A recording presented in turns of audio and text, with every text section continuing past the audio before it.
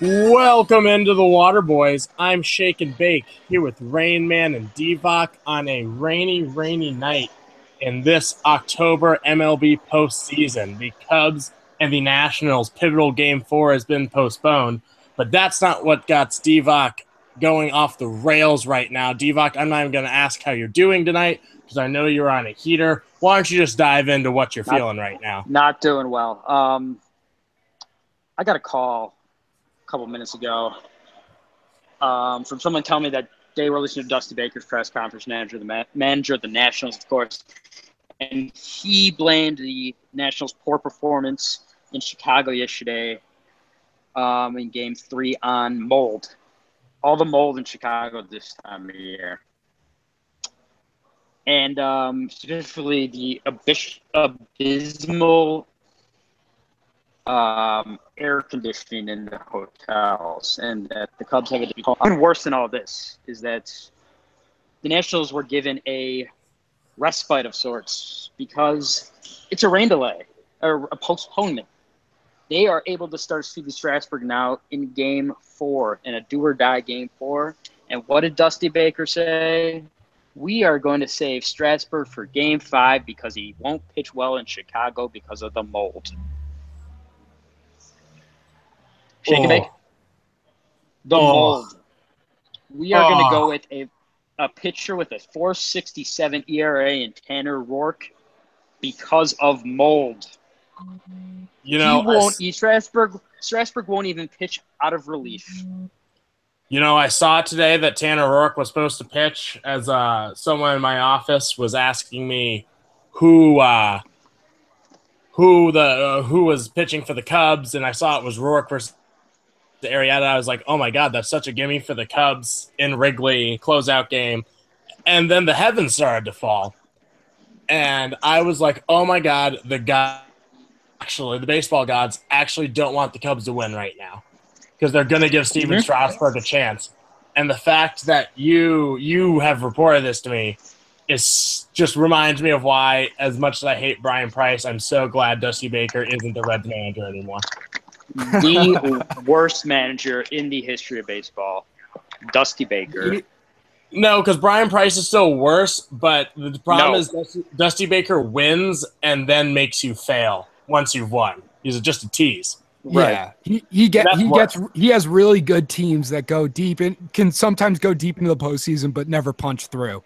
I mean, he's had the Reds in the mid-2000s, the Rangers, the Giants in the early 2000s, and now the Nationals, and he's just never been able to really get that far in the playoffs. But he'll never win a World Series. He's just a terrible manager. But God, no. No. What he pulled in Strasburg in the sixth inning after giving up his first hit of the game to Zen Zobrist was borderline criminal. You mean to Scherzer? Did I say Strasburg? Scherzer. Oh, it was terrible. Who was said to be feeling great. Not only did he pull Scherzer, but he brought in a lefty to face Schwarber with a 5.88 ERA this season. Are you fucking kidding me?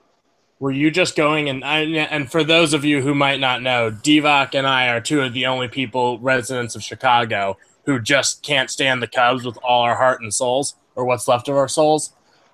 Right. And I bet you were probably pulling your hair out as hard as I was. I just knew everything was going to go bad after that. I really respect you guys for not jumping on the bandwagon. I would never do that. Never ever. Who do you think I am? I would never either, but I just respect you a lot because there are so many Chicagoans. Like the Thunder bandwagon, right, man? I have liked them since the Supersonics. I will not dignify that with a response. All right. Fair enough. It just, once again, reiterating the point, it just goes back to the fact that Dusty Baker is he the worst postseason manager ever? Yes. He's the worst manager in the history of baseball. Can you think a worst postseason situational manager? No, I wouldn't trust Dusty Baker to manage his way out of a phone booth. That dude he doesn't know. He's just so dumb. He's a moron. And the fact that the Nats GM allows him to manage this team into the ground, it's baffling. a very talented national squad. Very talented. How do you number one in the game against Rizzo when he hit the bloop single to win the game? How do you not bring in your closer A to face him, and B, how do you not walk him with a base open? How do you not do that? In what world does pitching to the opposing team's best hitter make sense with the base open? And he saw a lot of people pitch around Barry Bonds when he was the Giants GM. So Buck Showalter intentionally walked Barry Bonds with the bases loaded one time. Yeah. Mm-hmm. That's what you do. Yep. Okay, I'm not a big fan of intentionally walking someone with the bases to load the bases because it puts a lot of pressure on the pitcher to throw strikes. But when there's a base open and there's only a guy on second base, I would do it every time, not face Anthony Rizzo, who, by the way, he brought in Oliver Perez, who's been around since 1983. Oliver Perez, a lefty, just because he's a lefty, brought him in the game to face Rizzo, who is no worse against lefties than he is righties.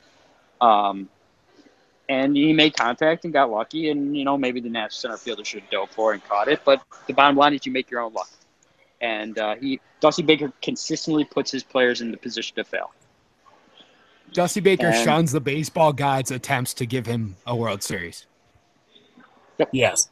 I can't even. And the Cubs, and I hope the Cubs lose to the Dodgers in the NLCS. That's all I'll say.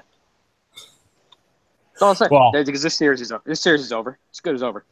I don't think that there's much more to say about Dusty Baker or the Washington Nationals, but keep tuning in for the Waterboys because we sure have more to say about the MLB, NFL, NBA, college basketball, and college football right here on the Waterboys. Keep listening in for more episodes.